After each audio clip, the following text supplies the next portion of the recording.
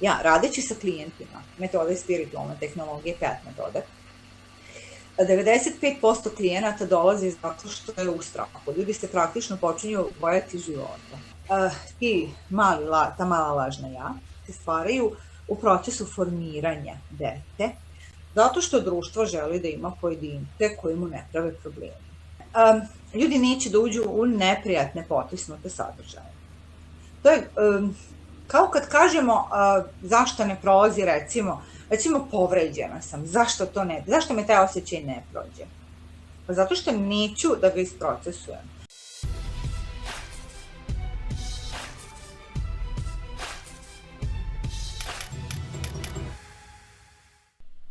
Spoštovana Tamara Galonja Kokil, kar dolgo časa sva čakali na ta termin, da sva se končno ujeli in da lahko narediva intervju. Dobrodošli na našem kanalu. Hvala vam najlepše, velika mi je čast biti ovde sa vama. Ukvarjate se s spiritualno tehnologijo. To se sliši kar univerzalno, bom rekla. Ne vem, kaj za tem lahko vse stoji. Nam lahko malo več pojasnite o tem, kaj je to? Kaj pravzaprav delate? Spiritualna tehnologija zapravo ima taj bombastičan naziv, međutim radi se o vrlo jednostavnoj, vrlo logičnoj stvari, vrlo prizemnoj stvari. Ako pođemo od činjenice da mi nismo komadi mesa koji funkcionišu samo zato što njihovi točkići povezano rade, i nismo praktično ni tela koje imaju dušu, nego smo, ajde da kažemo duše koje imaju tela, nekakve energetske emanacije smo, koje koriste fizičko telo radi ispoljavanja, onda znamo da se bukvalno radi na tome. Dakle, radimo sve, da ne kažem zahvate, intervencije, ali bukvalno radimo sa tim energetskim delom. Spiritualnu tehnologiju neki nazivaju i energetska psihologija, mada spiritualna tehnologija je nešto opsežnija. Razvijaju je, dakle, vekovima, da ne kažem milenijumima, ljudi koji se još od onih antičkih drevnih civilizacija su se interesovali za to šta je duša, šta je ono što pokreće ove naše delove. Međutim, nekako je oblikovao Slavinski, Živorad Mihajlović Slavinski, koji se smatra tvorcem, kreatorom spiritualne tehnologije, koja je praktično skup metoda, vrlo pojednostavljenih, vrlo elegantno i jednostavnih, koje mogu da pomognu da čovek reši problema, da se reši strahova, da se reši potisnutih sadržaja, nekakvih naboja, mi ih zovemo naboji, dakle što god je potisnuto, stvara nekakav otpor, nekakav naboj, da integriše polaritete u ovom našem dualnom svetu, jer kod nas je sve podeljeno dualno, livo, desno, dobro, loše, zdravo, bolesno, uspešno, neuspešno i tako dalje. I dovodeći do integracije, rešava problem u korenu i rešava ga trajno. Sad, zašto i tehnologija? Pa zato što je to skup metoda, ali tem što je moguće diskreirati probleme, odnosno nosioce problema, koji su naša mala otcepljena ja, moguće je naravno stvarati i poželjne aspekte naše ličnosti putem tih nekakvih određenih metoda, tako da je bukvalno moguće modelovati osobu, modelovati ličnost. Razlika između ovih jednih i drugih, ovih koje diskreiramo, koji nam smetaju i ovih koje kreiramo, je u tome što su ove koji nam smetaju, to su nesvesni, mali identiteti, mala lažna ja, koje nas ometaju.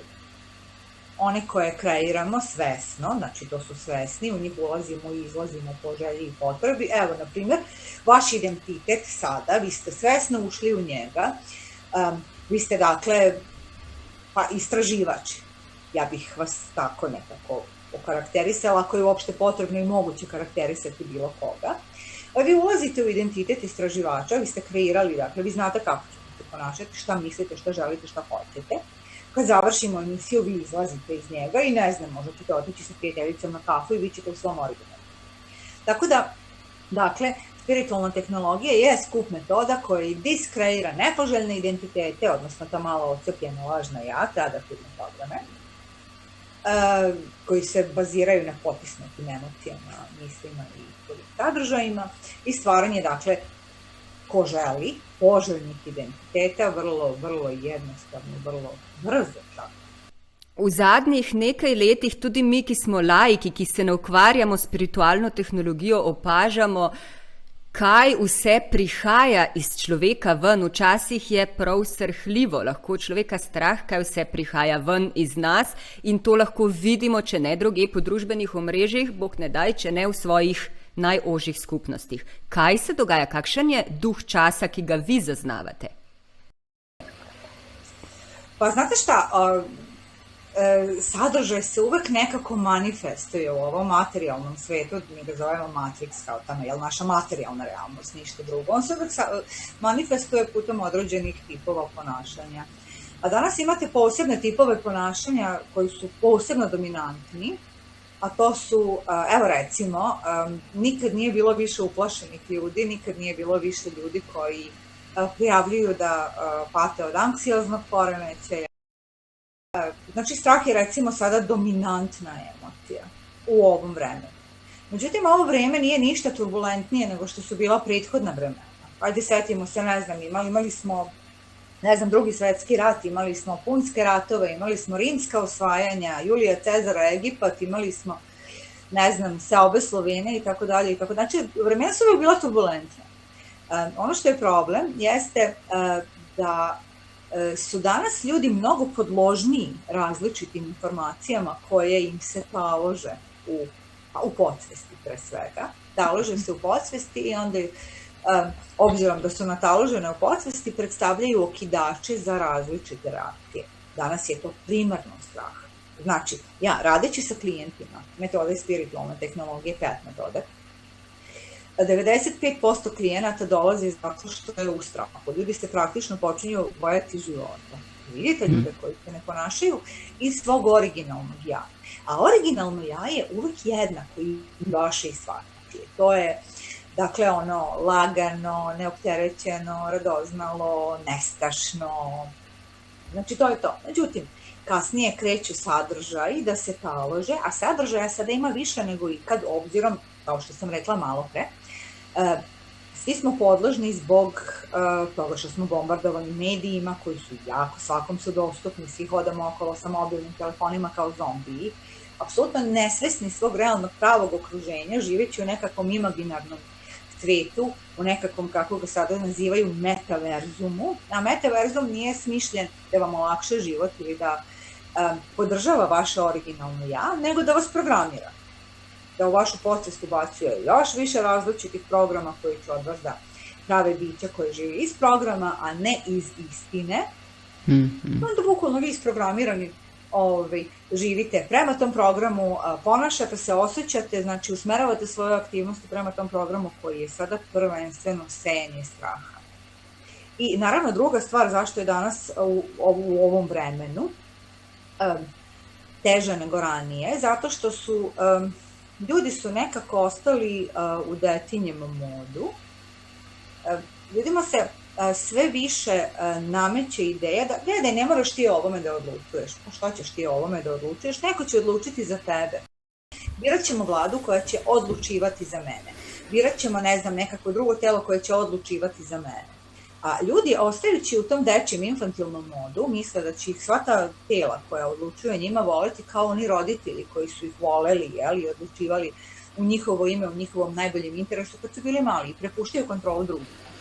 Sad, zašto to ljudi rade? Pa rade iz svog vlastitog konformizma. Jer ako ja nemam kontrolu, onda ja nemam ni odgovornost. Onda, znači, ja mogu da budem, žrtva, meni se dešava život, ja nisam kreator svog života, ja nemam odgovornost, on se meni dešava. I ljudi tako na taj način puštaju kontrolu.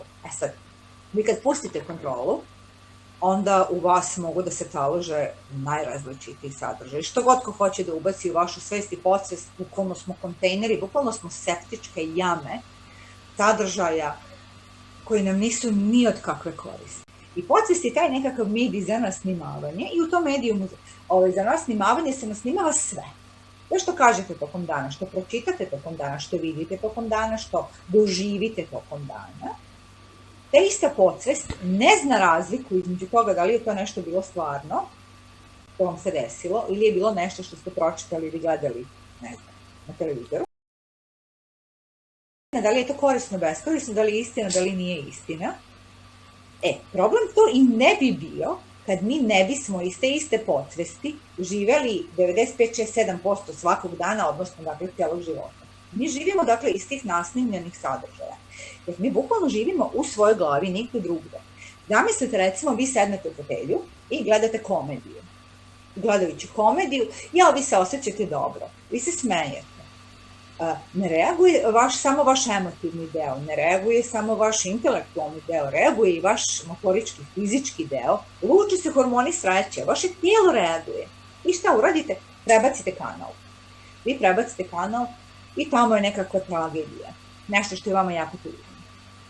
Vi krećete da osjećate tugu, tijelo kreće da osjeća tugu, da reagujete fizički, suze cure, znači aktiviraju se suzne žlijezde. Šta se desilo? Vi se niste pomerili sa fotelje. Neko ko bi vas gledao sa strane bi video osobu koja sedi u fotelju, i smeje se i plače i ništa nije uradila. Ona samo sedi. Ali toj istoj osobi, znači se aktivirali, i hormoni sreće, i hormoni stresa, i tuga, i žalosti, i radosti, i svašta nešto. To je to kad kažem, mi živimo u svojoj glavi. Mi ne moramo ništa da radimo da bismo proživljavali sadržaje. I onda mi u tu, podsvesne, bacamo đubrete nerazličitiv i živimo iz te podsvesti i onda se pitamo, a zašto mi nismo srećni? Pa kako da budemo? Pa kako naj se človek spet poveže potem s svojim duhom, da on pravzaprav se poveže s svojo resnično naravo, s sabo, da ne živi tisoče življenj, ki jih gleda v filmih, ki jih bere v knjigah, ki jih jemlje iz okolja svojega. Pa zapravo vrlo jednostavno. Vrlo jednostavno, ali to upravo to što je najteže ljudima predstavlja najveći problem. Zašto? Najjednostavnije je rešiti se tih potisnutih sadržaja. Ali da bismo mi ušli u te potisnute, zapravo da bismo se rešili tih potisnutih sadržaja, mi prvo moramo da uđemo u njih. Moramo da vidimo šta su one, da ih proživimo. Dakle, prihvati, isprocesuj, otpusti. Ali ljudima je jako teško da ulaze, ili nemaju vremena, ili im nije zgodno, ili nemoj baš sad, ili pusti, samo neka ide kako ide. Znate već sve te floskule koje ljudi koriste. I sad u svemu tome, ljudi neće da uđu u neprijatne potisnute sadržaje. To je kao kad kažemo zašto ne prolazi, recimo povređena sam, zašto me taj osjećaj ne prođe? Pa zato što neću da ga isprocesujem. Isto kao kad bih to sam pričala, htjela da prođem, na primjer, pored vas. Ali ja sam vama, na primjer, jako neprijatna i vi jako ne želite da ja prođem pored vas. Ali ja baš hoću, a vi baš nećete, ja hoću, vi nećete. I tako i ja krenem i vi stavite ruku i kažete neš prođi. I držite ruku. I sve što se dešava je ja ne prolazim. Ne prolazim. Isto je i sa tugom, sa bolom, sa nasnimljenim neprijatnim sadržajima. Oni ne prolaze. Zato što mi ne možemo, mi držimo ruku. Nećemo, mislimo da se branimo. Pa šta je ta ruka? Ko je ta ruka u stvari? Šta je to naša... kod nas, u nas? Ta ruka su naša mala lažna ja. To su naša mala lažna ja koja strahovito dobro umeju da nas ubede da smo to pravilni. Znači, mala lažna ja, ti takozvani identiteti, na dnevnom nivou. Imate, ne znam, sad recimo neko ima identitet majke, sa mužem identitet supruge, na poslu identitet koleginice, šefa, nadređenog, podređenog, u prodavnici identitet kupca i tako dalje. Pa onda u odnosu na emotivni status u svakom tom trenutku imamo još mnogo različitih identiteta i mi ih sve držimo. Ti mali identiteti nesvesni, znači nisu ništa drugo nego adaptivni programi. I adaptivni programi se ponašaju kao da su živi, kao da su zaista pravi, kako da ne kažem, kao da su svesne biće. Jer i oni jesu ocepljeni deo svesti, ali ocepljeni deo naše svesti koji treba da se vrati. I ti ocepljeni delovi svesti ne žele da budu odbačeni. A sad, ja ako isprocesujem neku informaciju, ako isprocesujem neki strah da bi ga se rešila, ja ću na taj način diskreirati identitet, odnosno uništiti onaj program, onaj adaptivni program koji taj strah drži.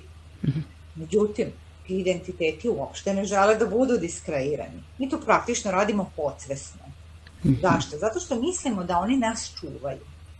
mislimo da nas štite. Mi se njima branimo. Pa imate, ne znam, vidite ovako, imate recimo čoveka koji kaže, čuli ste one bahate ljude koji kažu, znaš ti ko sam ja.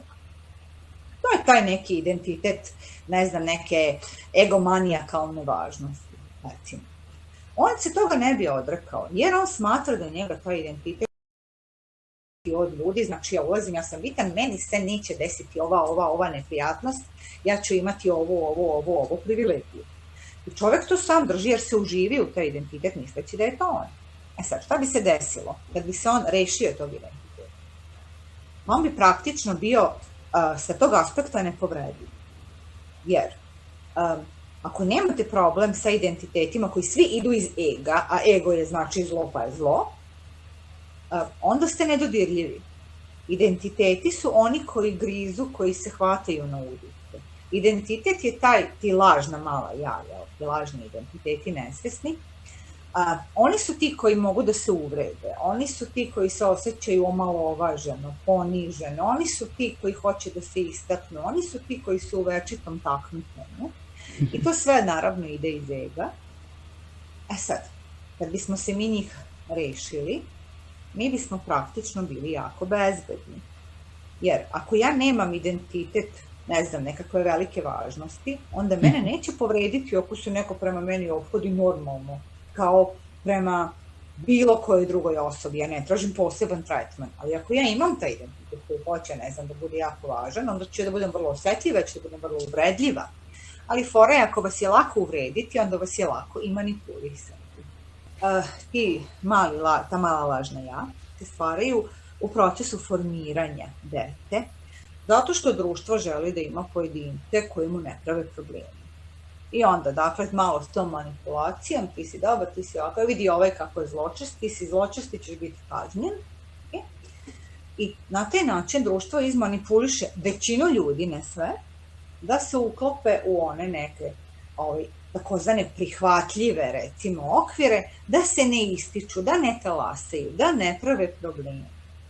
Evo, baš sam slušala jednu emisiju, neka koja je bila obaveštajna služba i sad ti službenici, obaveštajci pričaju jedne strane države i kaže šta je za vas idealno društvo. Sad ovaj čovjek je bio, dakle, visoko kotirani nekako špijun na televiziji, mnogo godina. Kaže, idealno društvo sa našeg aspekta je društvo koje se sastoji od, pazite ovo, ja sam se naježila, koje se sastoji od malih sivih ljudi. Malih sivih ljudi, svi su tako jednaki, ujednačeni, niko se ne ističe, svi su točkići koji rade svoj posao. I to su ti mehanizmi, znači mi pokušavamo od svih, posebno deca su odlični medijumi, jer su oni, kažem, pre svega bespomoćni. Znači, u startu nemaju snagu da se odupre. I to se koristi.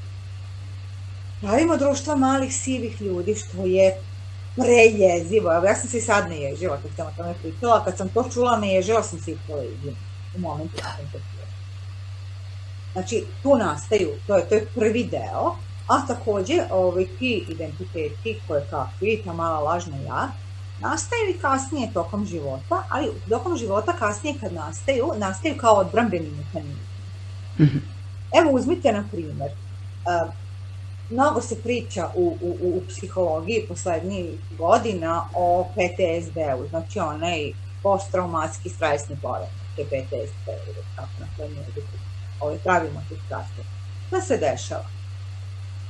Ode čovek u nekakav rat, i tamo padaju granate, i padne granata i njegov prvi refleks, pazite, tu se već stvara taj jedan identitet, to nije njegovo pravo, to je njegova lažna, ali mu služi da ga zaštiti.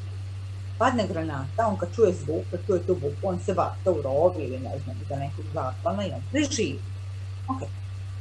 Dođe kući, rat se završi, sedi u kuhinji, ženi ispadne šerpa, on se basi pod to.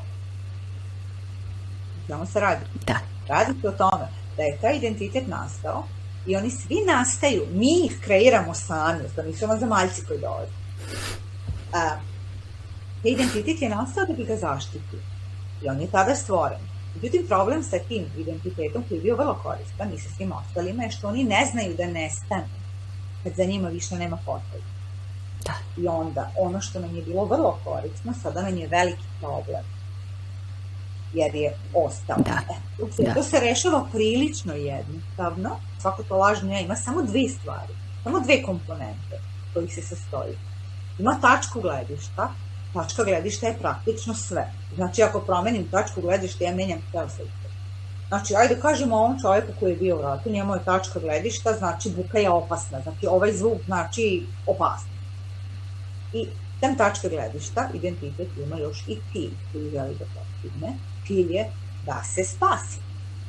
Ok, promene se okolnosti, promeni se okruženje, promeni se sve, on dođe kući, identitet je i dalje tu, njegova tačka gledišta je buka je opasnost, cilj je da se spasi.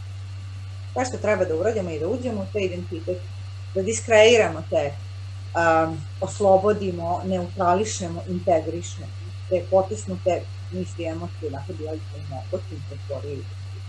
Diskreiramo ih, oslobodimo ih i na taj način bukvalno diskreirate taj jedan teo identitet i sve što on sa sobom nosi. Ali lahko to človek sam naredi ali potrebuje za to terapeuta?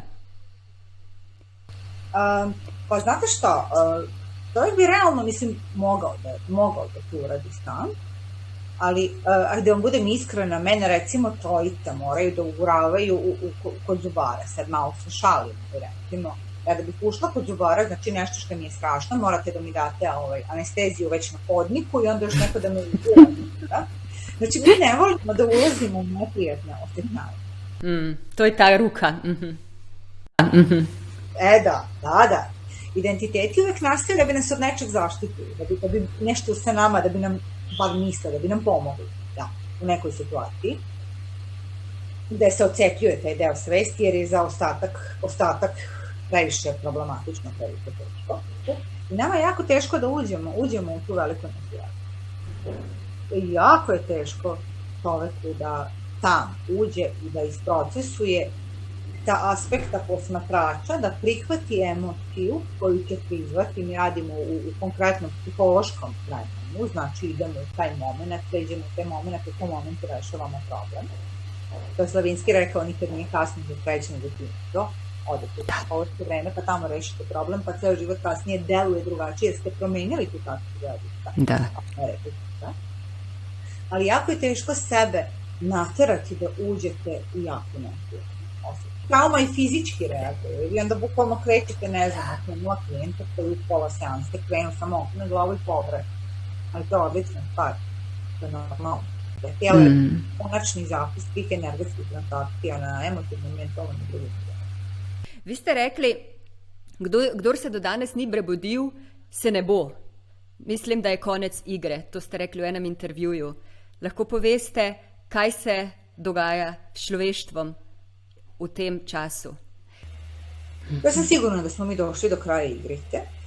A sad od onih ljudi koji su svoj psihološki rat, kako da kažem, izdržali, imate ljude koji su ga izdržali sa posledicama, dakle, boreći se protiv sadržaja, ne znam, prsa u prsa, jurišam na ne znam, dezinformacije. Ima tu ljude koji su prošli tako, da su se prosto isključili iz toga i rekli, ok, važi, to je sad, vidi, pokušavaš da mi navučeš na oči nekakvu mrežu lažnog marketinga, hoćeš da me ubediš da je to moja stvarnost, gle nije, i totalno su izignorisali.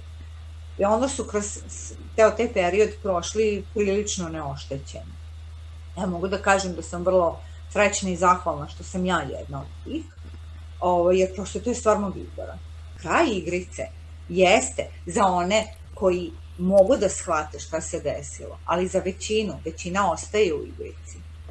Jer cilj ove igre je izaći iz igre. Cilj ove igre nije pobediti. Pobeda je formulacija ega. Ok, ljudi igraju, ne znam, košarku, igraju fudbal, karte, ja volim karte, pa se zavitlavamo, hoćemo li pobediti, hoćemo li izgubiti, ok, važno.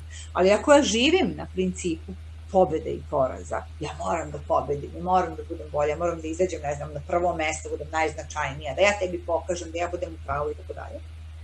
Znači, ja bukvalno ostajem u igri. Cilj ove igre nije pobediti, cilj ove igre je za ljude koji su se probudili, cilj igre je izaći iz igre. I ne biti više igrač, ne znam, kojeg će neko pomerati po ekranu. Vi ste rekli, človeško telo ni neprebojna trdnjava, lahko pade. Ne? Kakšne so te nevarnosti, bom rekla, pasti za človeško telo, za človeka danes?